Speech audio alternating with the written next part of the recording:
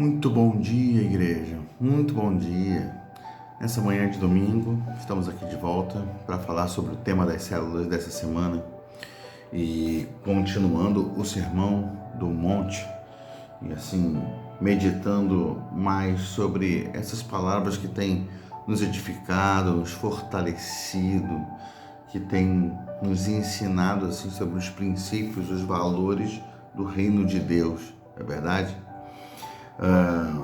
O assunto de hoje é sobre tesouros. E tesouros parece alguma coisa muito distante da gente, né? Porque tesouros são um sonho, né? Quem não gostaria de encontrar um tesouro, alguma coisa muito especial? Quem não gostaria de encontrar um baú cheio de ouro, cheio de pedras preciosas, né? Que pudesse ser transformado em dinheiro que mudaria a nossa vida, mudaria a nossa história, né? Quantas pessoas aí correm atrás de oportunidades de repente ganhar uma grande bolada, ganhar na Mega Sena, né? Ganhar algum valor que mude a vida completamente, que afaste da gente o que? Afaste os medos, né? As preocupações, porque afinal de contas, na cabeça da maioria das pessoas, alguém que ganha numa Mega Sena, alguém que ganha da noite para o dia milhões de reais, o que aconteceu com essa pessoa? Encontrou a felicidade, né? Encontrou a paz eterna, permanente. Alguém que ganhou uma bolada, né? Às vezes a Mega Sena fica acumulada em mais de 100 milhões, né? Tem essas coisas. Então, imagina alguém que ganha sozinho um valor desse, ou divide com poucas pessoas, aí ganha dezenas de milhões de reais. Pronto, essa pessoa entende que alcançou alguma coisa que garante para ela bem viver, garante para ela uma série de seguranças importantes, né? Garante para ela a possibilidade do usufruto de delícias enfim, de uma série de coisas que não suprem a nossa alma e não preenchem o nosso coração.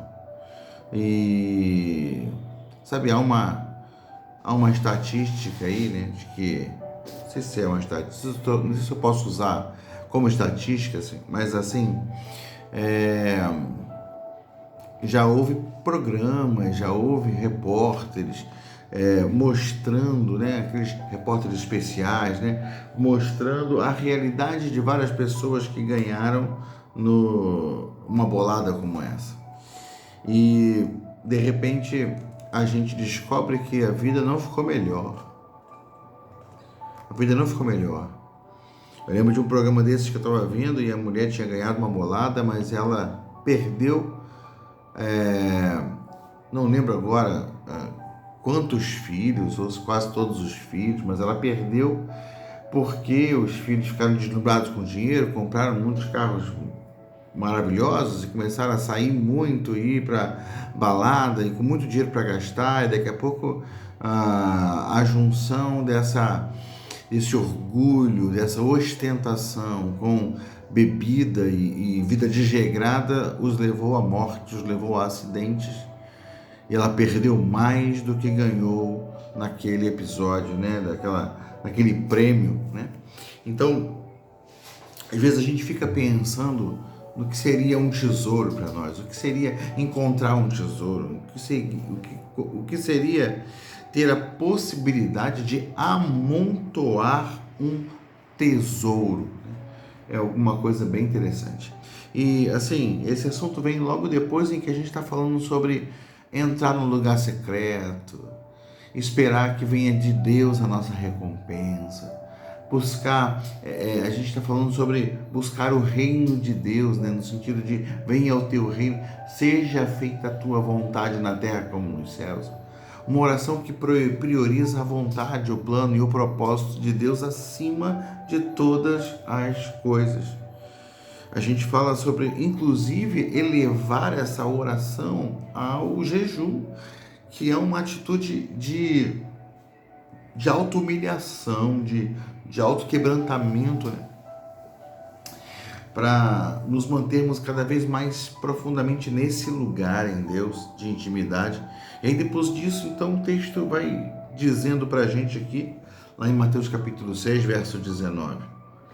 Não acumulem para vocês tesouros na terra, onde a traça e a ferrugem destrói, e onde os ladrões arrombam e furtam. Você vai acumular tesouros num lugar onde o próprio tesouro é vulnerável. Quem dirá aquilo que ele vai garantir? Não há nenhuma garantia com os tesouros humanos, com os tesouros terrenos. Eles em si não são uma garantia, porque eles podem ser roubados de nós. Então, o versículo 20 segue dizendo: mas acumulem para vocês tesouros nos céus, onde a traça e a ferrugem não destroem, e onde os ladrões não arrombam nem furtam.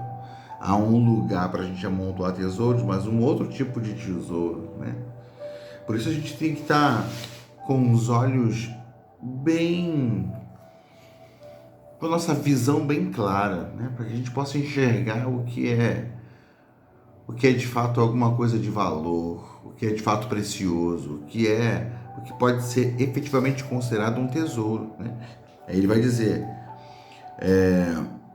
pois onde estiver o seu tesouro, aí também estará o seu coração. Os olhos são a candeia do corpo. Se os teus olhos forem bons, todo o seu corpo será cheio de luz. Mas se os seus olhos forem maus, todo o seu corpo será cheio de trevas. Portanto, se a luz que está em você, dentro de você, são trevas, que tremendas trevas são. Então, onde está o seu tesouro? Ali onde está o seu tesouro está o seu coração. Mas se os seus olhos não forem bons, você vai chamar de tesouro aquilo que é treva, aquilo que é vil, aquilo que é pedra, aquilo que é completamente sem valor. Onde estão os teus olhos? Como você tem ajustado o foco da sua vida? Isso é uma coisa muito importante, né? Veja bem, quando os nossos olhos veem apenas esse objetivo de buscar segurança a todo custo, e isso nos leva a um trabalho desenfreado, a gente pode estar abrindo os olhos para essa realidade, mas fechando os olhos para o fato de que, em função dessa correria de vida, a gente está perdendo os melhores anos do crescimento dos nossos filhos. A gente está perdendo o nosso casamento, porque a gente está na ânsia de conquistar alguma coisa que talvez não seja necessário, né? Ou posso dizer, não é necessário. Por quê? Porque Deus é o nosso pastor, nada nos faltará, né? Como diz a canção, se o Senhor é o meu pastor, aquilo que eu não tenho eu não preciso, porque o que eu preciso me será dado, porque Deus cuida de mim. Então, o texto não está condenando a riqueza pela riqueza. O texto não está condenando a riqueza que é alcançada com trabalho justo. Mas esse trabalho justo também não pode ser em detrimento do que é mais precioso. Família é um bem precioso e importante. Então a gente não pode amontoar riquezas em detrimento do que é precioso, em detrimento do tempo de qualidade nos nossos relacionamentos. Onde está o seu tesouro? É aí que vai estar o seu coração. É interessante que ele diz aqui, no versículo 24: ninguém pode servir a dois senhores, pois odiará um e amará o outro, ou se dedicará a um e desprezará o outro. Não existe meio termo, não existe muro no relacionamento com Deus. Ou a gente está se relacionando com Ele, ou não está se relacionando com Ele. Não existe muro. Se nós tentarmos servir a dois senhores, tentarmos servir ao Senhor de alguma forma, mas estarmos mais dedicados a outra coisa, isso é incoerente. É incoerente dizer que somos servos do Senhor, filhos dele, que vivemos para cantarmos lá. Nós vivemos para te adorar, Senhor. Mas durante a semana, toda a nossa dedicação é a nós mesmos. É para amontoar riquezas e tesouros. É para alimentar uma conta bancária. Então, isso é incoerente. Isso é incoerente. Trabalhar é justo, é bom. Conquistar coisas é bom, porque se a gente está conquistando no Senhor, pense assim, toda boa dádiva, todo dom perfeito vem do Pai das luzes. Então, se Ele está abrindo portas diante de você, entre nas portas que Ele abriu diante de você, mas não perca de vista que Ele é o centro de todas as coisas. Então, o texto está dizendo aqui, não tente servir a dois senhores, porque você vai amar um e odiar o outro. E ele conclui dizendo, você não poderá servir a Deus e ao dinheiro. Bom, ele fala de servir a dois senhores, depois fala de Deus e dinheiro. Ele está chamando o dinheiro de senhor, e o dinheiro, né, como gosta de falar o pastor Hernandes Dias Lopes, o dinheiro é a única coisa na Bíblia, além do Senhor Jesus, é a única coisa na Bíblia que é chamada de Senhor, porque ele governa sobre nós, ele domina sobre nós, porque ele tem status de ser alguma coisa que produz alegria, produz segurança, que dá paz. Mas isso é uma percepção muito superdimensionada do que é o dinheiro de fato. Dinheiro é bênção, e Deus nos abençoa com dinheiro, mas ele não pode tomar um lugar no nosso coração que não lhe é de direito. Só o Senhor deve reinar sobre os nossos corações. O apóstolo Paulo apresenta aqui a experiência dele com relação a situações favoráveis, situações de bênção, status, posição, né? Poder. Ele diz assim, lá no capítulo 3 de Filipenses, a partir do verso 7, ele diz, mas que para mim era lucro, passei a considerar como perda por causa de Cristo. Algumas coisas eram lucrativas para ele. E às vezes nem sempre financeiramente apenas, mas assim, em termos de status, de poder, de domínio,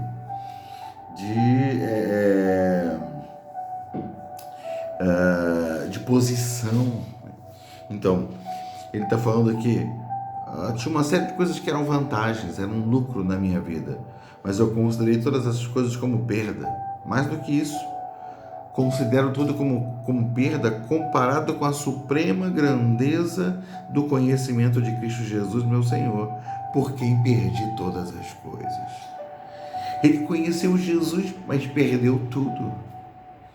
Mas ele se considera privilegiado, abençoado. Por quê?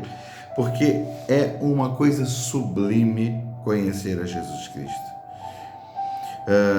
Ele quer ser encontrado nele, versículo 9, não tendo a própria justiça que procede da lei, né? Não tendo a minha própria justiça que procede da lei, mas a que vem mediante a fé em Cristo, a justiça que procede de Deus e se baseia na fé. Eu não sou justo porque eu faço coisas corretas e certas, eu sou justo porque eu fui justificado quando Jesus morreu na cruz do Calvário por mim. Eu creio nisso, me aproprio disso, isso é o meu tesouro. Quero conhecer a Cristo, quero conhecer Cristo, o poder da sua ressurreição e participar em seus sofrimentos, tornando-me como Ele em sua morte. O que eu quero? Eu quero sofrer com Cristo. Sabe, não é um masoquismo, mas é um entendimento de que não tem jeito. A palavra fala que todo mundo que quer viver piamente no Senhor, que quer viver de forma intensa e profunda no Senhor, vai passar por tribulações, vai passar por perseguições. E Jesus está dizendo assim, olha, eu quero sofrer isso. O que eu quero é sofrer. Se o caminho é esse, eu quero sofrer, porque é nele que está o meu tesouro. Sabe, a palavra vai dizer que o reino dos céus é semelhante a alguém que achou uma pérola de grande valor. E para adquirir aquela pérola, sabe o que ele é capaz de fazer?